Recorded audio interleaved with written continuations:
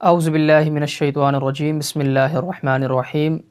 عوام میں یہ بات بہت زیادہ مشہور ہے کہ اگر کوئی بچہ پہلی صف میں کھڑا ہو جائے تو وہ یہ سمجھتے ہیں کہ ہماری نماز ہی باطل ہو گئی ہے۔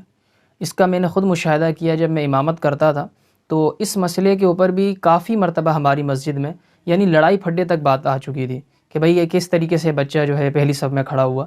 تو اس کے حوالے سے عرض کرتا چلوں کہ اگر بچہ پہلی صف میں کھڑا ہو جائے تو کسی کی نماز بھی باطل نہیں ہوتی۔ اور دوسری بات یہ ہے کہ کچھ حضرات تو ایسے ہوتے ہیں کہ وہ نماز شروع کرنے سے پہلے ہی کہہ دیتے ہیں کہ سارے بچوں کو کہ بھئی ایک طرف ہو جاؤ اور آپ نے اپنی ایک الگ صف بنانی ہے۔ اس سے جو مسائل نکلتے ہیں وہ یہ کہ بچے جو نماز شروع تو کر دیتے ہیں وہاں، لیکن پھر وہاں شرارتیں شروع کر دیتے ہیں۔ پھر جو نمازی ہوتے ہیں ان کی نماز میں بھی خلل ہوتا ہے، یکسوئی برقرار نہیں رہتی۔ البتہ ہمیں تو یہ چاہیے کہ ہم بچوں کو اپنے ساتھ کھڑا کریں تاکہ بچے ہمارے ساتھ کھڑے ہوں گے تو نماز کو سیکھیں گے۔ اسی طریقے سے ایک افراد وہ ہے کہ اگر بچہ پہلی صف میں کھڑا ہو جائے تو اس کو پکڑ کر جو ہے وہ پیچھے لے آئیں گے۔ تو ایسا کرنا علماء کرام نے اپنی کتب میں لکھا ہے کہ ایسا کرنا مروت کے خلاف ہے۔ اور بڑے بڑے حضرات کو میں نے دیکھا ہے کہ کچھ تو اس کو وہاں جو ہے چماٹ بھی لگا دیتے ہیں کہ بھئی کس طریقے سے تم یہاں کھڑے ہوئے۔ تو پھر بچوں کا دل ٹوٹ جاتا ہے، پہلے ہی لوگ نماز پڑھنے کے لیے نہیں آ رہے، پھر اب اس طریقے سے اگر بچوں کے ساتھ کریں گے تو وہ پھر اور مسجد سے دور ہو جائیں گے، پھر وہ کبھی بھی نہیں آئیں گے۔ تو ہمیں چاہیے کہ ہم بچوں کے ساتھ شفقت کا جو ہے وہ رویہ اختیار کریں تاکہ بچے جو ہے وہ مسجد میں آئیں اور باادب طریقے سے نماز پڑھیں۔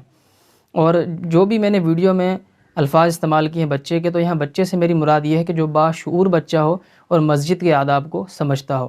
حضرات تو ایسے ہوتے ہیں کہ وہ اتنے چھوٹے بچے کو نماز پڑھنے کے لیے لے آتے ہیں کہ وہ پوری نماز جو ہے نا لوگوں کی خراب کر دیتا ہے۔ خراب کرنے سے مراد یہ ہے کہ ان کی نماز میں یکسوئی برقرار نہیں رہتی۔ کبھی وہ نمازی کے آگے سے گزرے گا، کبھی امام صاحب اللہ اکبر کہہ رہے ہیں تو وہ بھی اللہ اکبر کہنے لگ جائے گا، کبھی وہ رونے لگ جائے گا، اور کبھی وہ پیشاب کر دے گا۔ تو آج کل کی جو ہماری عموماً مساجد ہیں تو اس میں قالین بچھی ہوئی ہوتی ہے، تو کتنے مسائل ہوتے ہیں کہ اس کو کس طریقے سے دھویا جائے، اور سارا کا سارا وبال کس پہ آئے گا؟ مؤذن پہ آئے گا۔ خادم پہ تو آج کل نہیں آئے گا، کیونکہ آج کل مؤذن کو ہی خادم بنایا ہوا ہے نا، تو اس لیے میں کہہ رہا ہوں مؤذن پہ سارا کا سارا وبال آ جائے گا۔ تو آپ تو وہاں سے نماز پڑھ کے چلے جائیں گے، سارا کا سارا مسئلہ اس بیچارے کے اوپر آ جائے گا۔ تو ہمیں چاہیے ہم افراط و تفریط سے بچیں کہ اتنے چھوٹے بچے کو مسجد میں نہ لائیں کہ جس کی ممانعت ہے۔ اور یہ بھی عرض کرتا چلو کہ شریعت میں بھی اس کی ممانعت ہے۔ ابن ماجہ کی حدیث حضور علیہ الصلوۃ والسلام نے فرمایا ہے کہ بچوں کو مسجد سے دور رکھو۔ تو ہمیں چاہیے کہ ہم ایسے بچوں کو مسجد میں نہ لائیں جن کی ایسی حرکتیں ہیں، بالکل چھوٹے ہیں، ہنسیں گے، نماز میں دوسروں کی خلل ڈالیں گے۔ اور دوسری طرف جو بچے بڑے ہو گئے ہیں، باادب ہے، باشعور ہیں، وہ سمجھتے ہیں، تو ہمیں چاہیے کہ ہم ان کو قریب کریں، اپنے ان کو سمجھائیں۔ کبھی دیکھیں کہ رکوع غلط کر رہا ہے تو ہم ان کو سمجھائیں کہ بیٹا رکوع غلط کر رہے ہو۔ اگر آپ ایسا رویہ اختیار کریں گے کہ ان کو پہلی صف سے کھینچ کے پیچھے لے آئیں گے تو وہ آپ سے بالکل نفرت کرنے لگیں گے۔ یہ ساری چیزیں میں اس لیے عرض کر رہا ہوں کہ کافی وقت تک میں امامت اور مؤذنت کرتا رہا ہوں۔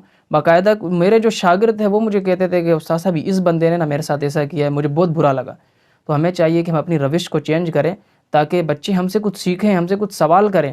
اگر وہ سوال نہیں کریں گے تو ایک بہت بڑا طبقہ ہے جن کو نماز پڑھنے نہیں آتی، وہ اسی وجہ سے نہیں آتی کہ ان کے ساتھ شروع میں ایسا ہوا تھا، تو وہ بعد میں بھی نہیں پوچھتے کہ یار وہ اسی طریقے سے پھر چلتی رہتی ہے۔